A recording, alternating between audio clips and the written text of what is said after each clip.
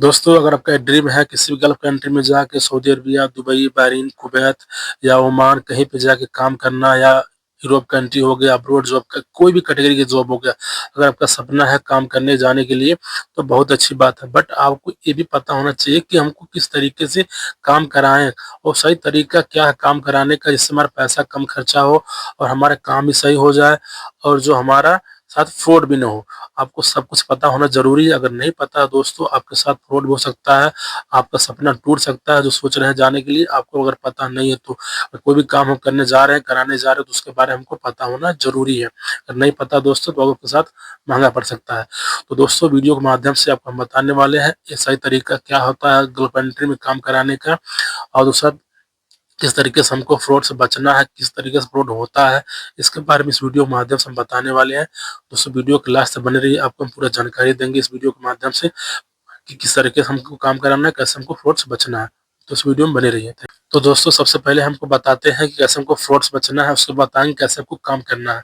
तो फ्रॉड से बचने के तरीके में बताता हूँ आपको किस तरह से फ्रॉड से आपको बचना है। तो दोस्तों, जो आज के टाइम में बता रहा हूँ फ्रॉड पहले कैसे हो रहा है। आज के टाइम जो सबसे ज़्यादा फ्रॉड हो रहा है सीवी सिलेक्शन के नाम पे हो रहा है।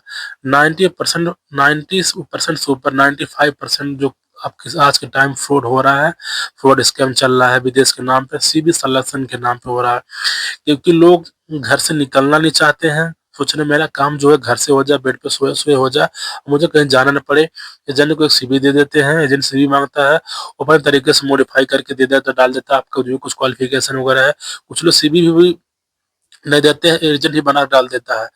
तो सीवी सिलेक्शन के नाम पे आज के टाइम सबसे ज़्यादा फ्रॉड हो रहा है, और वही लोग जाते हैं जब किसी कंट्री में, दुबई हो गया, बहरीन हो गया, कहीं पे हो जाते हैं, तो वही लोग वीडियो बना डालते हैं, मेरे साथ एजेंट ऐसा किया, मेरे साथ एजेंट ऐसा किया।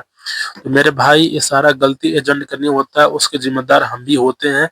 क्योंकि जो हम काम जिस काम हम करवा रहे हैं, हम उस काम में लाखों रुपए महीने के देने वाले हैं जाने के लिए, तो हमारा भी काम बनता है उस काम को हमको चेक करना अच्छे तरीके से। फॉर एग्जाम्पल, जिस प्रकार से हम एक दुकान पे जाते हैं बर्तन लेने, 100 रुपये बर्तन लेते हैं, तो 4 बार हमको उसको उल्ट पलट के हम 4 तरह से देखते हैं, कहीं टूटा फूटा तो नहीं है, कोई डैमेज तो नहीं, स्क्रैच नहीं है। दुकान वाले पूछते भी हैं सामान अच्छा नहीं है, क्वालिटी अच्छा नहीं है, पूछते हैं ना। तो ठीक इस प्रकार से अगर हम लाखों रुपया खर्च कर रहे हैं जाने के लिए, तो हमारा भी काम बनता है उस काम को चेक करने के लिए। अगर आपको चेक करने आता है तो बहुत अच्छी बात, अगर नहीं आता तो आपके घर में, पड़ोसी में, यार दोस्त में बहुत सारे लोग ऐसे पढ़े लिखे होंगे, उनसे आप चेक कर सकते हैं। तो सिविल सिलेक्शन के नाम से सबसे ज़्यादा फ्रॉड होता है। सिविल सिलेक्शन होता है, बट उसका भी इंटरव्यू होता है। आपको थोड़ा-सा ये सोचना चाहिए कि मैं सेंटर पे गया नहीं इंटरव्यू देने, मेरे साथ कुछ हुआ, बातचीत भी नहीं हुआ, खाली सीवी देने से मेरा साथ सिलेक्शन मेरा हो गया, अच्छा खासा सैलरी लग गया, तो आप सब कुछ एजेंट के ऊपर ट्रस्ट करके दे देते हैं। तो मेरे भाई, आप सीवी सिलेक्शन कराइए, मुश्किल है, बट उसका भी इंटरव्यू होता है, फेस टू फेस उसका इंटरव्यू होता है। अगर सीवी सिलेक्शन आपका हुआ है तो आपका इंटरव्यू उसका भी होता है। सीवी सिलेक्शन कई तरीके से होता है। एक तो होता है आप किसी ऑफिस में सीवी दे दिया, आपका सिलेक्शन हो गया। एक हो गया किसी पोर्टल पे आप जाके अपना सीवी सबमिट कर दिए, कंपनी वाले ने आपका सीवी आपका शॉर्टलिस्ट किया, आपका इंटरव्यू हुआ। तो कई तरीके से सिविल सिलेक्शन भी होता है, बट क्या उसका भी इंटरव्यू होता है। तो सिविल सिलेक्शन मेरे हिसाब से ज़्यादा ट्रस्ट मत करिए। अगर सिविल सिलेक्शन आपका हो रहा है, इंटरव्यू देख जाइए। सिविल सिलेक्शन बाद सिलेक्ट होता है आपका, तो इंटरव्यू दीजिए, इंटरव्यू जब पास हो जाता है तो आप उसमें आगे काम प्रोसेस करवाइए। नेक्स्ट दोस्तों, जो हमारा होता है दूसरा पॉइंट जो है, एजेंट कंसल्टेंसी ऑफिस। एजेंट जो हमारा एजेंट है, जो हमारा काम करवाने वाला है, हमको भी पता होना चाहिए कि कौन सा ऑफिस से करवा रहा है, वो ऑफिस वेरीफाई है कि नहीं। हमको भी चेक करना होता है कि जो एजेंट हमारा काम करवा रहा है, ऑफिस तो सही है कि नहीं, फ्रॉड तो नहीं करती है ऑफिस, क्योंकि ऑफिस का एजेंट तो होता नहीं है मोस्टली। ज़्यादा करके ऑफिस जो एजेंट का होता नहीं है, दूसरे ऑफिस से कॉन्टेक्ट करके वो काम करवाता है। तो उस ऑफिस के बारे में हमको पता करना ज़रूरी है, वो ऑफिस वेरीफाई है कि नहीं है, रजिस्टर है कि नहीं है, लीगल है कि नहीं है।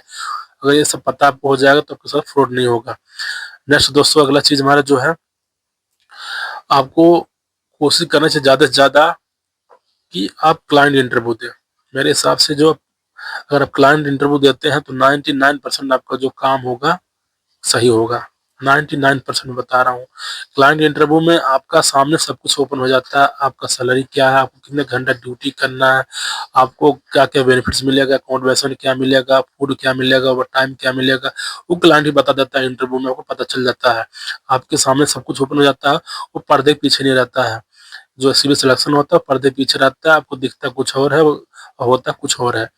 तो मेरे हिसाब से आपको कोशिश करना चाहिए, ज़्यादा से ज़्यादा आपको क्लाइंट इंटरव्यू देना चाहिए। क्लाइंट इंटरव्यू देने से आपका जो एकदम 100% काम वो सही होगा।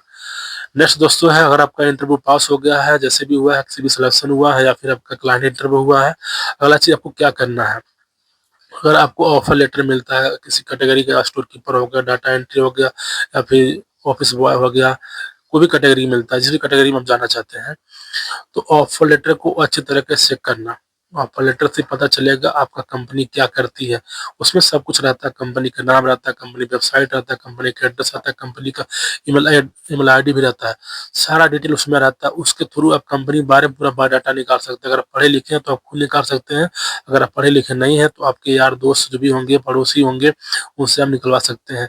और फाइनली दोस्तों सबसे तरीका मैं बता रहा हूँ चेक करने का। अगर ऑफर लेटर आपको वेरीफाई करना, मेरा ऑफर लेटर जेन्युइन है कि नहीं है, मेरा ऑफर लेटर सही है कि नहीं है, तो तरीका मैं बता रहा हूँ। जिस तरीके से अगर आप चेक करेंगे तो आपका काम बिल्कुल सही होगा। आप जो उसमें मेल आईडी लिखा रहता है, जो आपका ऑफर लेटर होता है उसमें मेल आईडी लिखा रहता है, उसमें ईमेल आईडी पे अपना ऑफर लेटर को अटैच करके आप मेल करें। उसमें मेल में लिखे कि मैंने ऑफर लेटर आपकी कंपनी से मिला, आपको मुझे रिसीव हुआ है और मैं वेरीफाई करना चाहता हूँ मेरा ऑफर लेटर सही है कि नहीं है। अगर सही होगा तो खुद मैसेज रिप्लाई करेगा, हाँ ये ऑफर लेटर आपका जेन्युइन है, आपका ऑफर लेटर सही है। तो इस तरीके से अगर आपका वेरीफाई हो जाता है तो आपका काम होगा 100% ओके होगा। अगर कंपनी रिप्लाई कर दे कि हाँ मेरी तरफ से इशू किया हुआ ऑफर लेटर है, तो काम आपका बिल्कुल सही होगा। ये तरीका हो गया। और नेक्स्ट तरीका दोस्तों जो है, जिस कंपनी में जा रहे हैं उस कंपनी के बारे में हमको चेक भी करना जरूरी है। चेक करना इसलिए जरूरी है क्योंकि जो है आज टाइम सुन रहे होंगे कि दूसरे कंपनी में जा रहा है, सप्लाई कंपनी में। आज टाइम में देखे होंगे बहुत सारे लोग जो है सप्लाई कंपनी में जा रहा है। तो यही रीजन है कि कंपनी के बारे में हम पता नहीं करता है कि हम लोग कि कौन सी कंपनी में हम जा रहे हैं, आंख बंद करके एजेंट को पैसा देते हैं, काम करा लेते हैं। मेरे भाई जगिए, नहीं तो ऐसे आप परेशान हो जाएंगे, पैसा भी बर्बाद होगा आपका, कुछ भी नहीं हो पाएगा। तो आप जो काम करें, किस कंपनी में जा रहे हैं उसके बारे में रिसर्च करें। हाँ मेरा जो कंपनी जो हमारा डिमांड स्लिप, जो हमारा डिमांड आया था, वांट आया तो वही कंपनी उसमें था। मेरा ऑपरेटर में जो है वही कंपनी है कि नहीं है, सब कुछ चेक करें।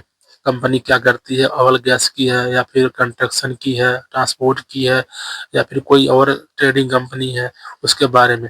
सप्लाई कंपनी जो होती है वो भी कंपनी होती है, बट क्या है वो कंपनी खुद की नहीं होती, वो किसी कंपनी के अंडर में काम करती है। हमारे कहने का मतलब है कोई बड़ी बहुत बड़ी कंपनी जैसे मान लो रिलायंस कंपनी इंडिया की बहुत बड़ी कंपनी है, अब उसके अंडर में बहुत सारी छोटी छोटी कंपनियां काम करती हैं।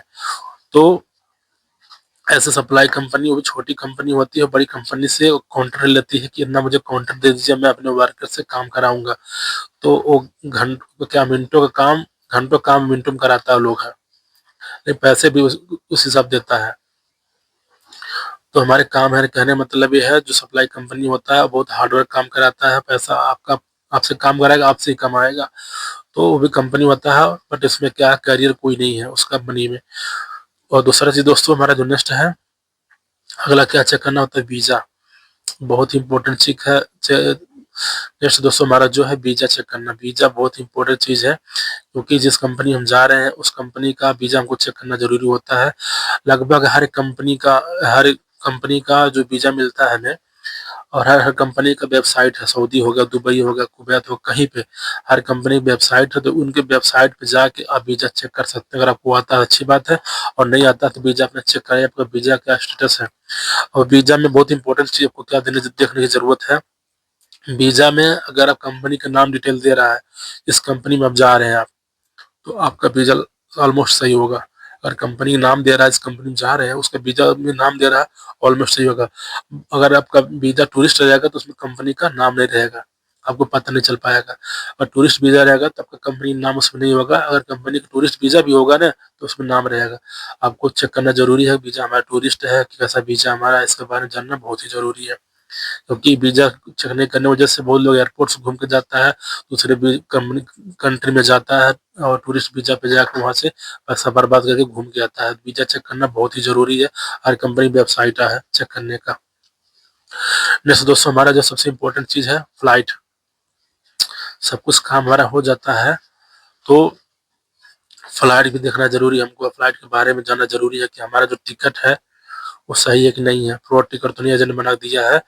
और जो हमारा टिकट है, हर टिकट में एयरलाइंस के पीएनआर नंबर होता है। पीएनआर नंबर से हम किसी फ्लाइट का, इंडिगो हो गया, एयर इंडिया हो गया, या कोई भी फाइटर जेट हो, कोई भी फ्लाइट हो गया, उस फ्लाइट की वेबसाइट पे जाके हम पीएनआर नंबर डाल के उस फ्लाइट का हम स्टेटस चेक कर सकते हैं। फ्लाइट का टिकट हमारा कब है, शेड्यूल उसका कब है, कब हमारा फ्लाइट होगा, कितने बजे होगा, कब हम लैंडिंग करेंगे, सारा कुछ आप देख सकते हैं।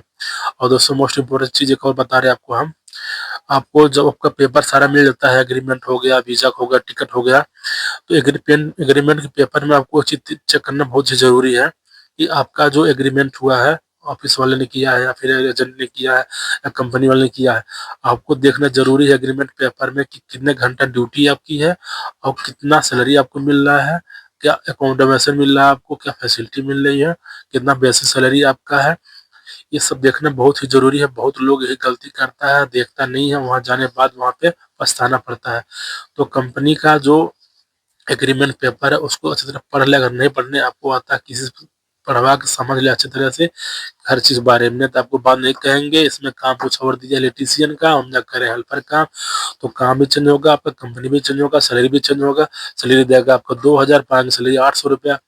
ऐसा भी होता है, मैंने कि लोग के साथ ऐसा हुआ है कि सैलरी उनका 1600 दिखाया गया था अग्रीमेंट में, और उनको सैलरी मिला 960। 540 जो उनका जो है अलाउंस कट रहा है, उनको पता नहीं मेरा अलाउंस की कटेगा, वहां जाने में पछताना पड़ेगा आपको फिर। तो दोस्तों उम्मीद करता हूँ जानकारी आपको अच्छा लगा होगा, और दोस्तों जानकारी अच्छा लगा होगा तो मेरे वीडियो को लाइक करना, कमेंट करना, शेयर करना। थैंक यू फॉर वॉचिंग दोस्तों, हैव अ ग्रेट डे।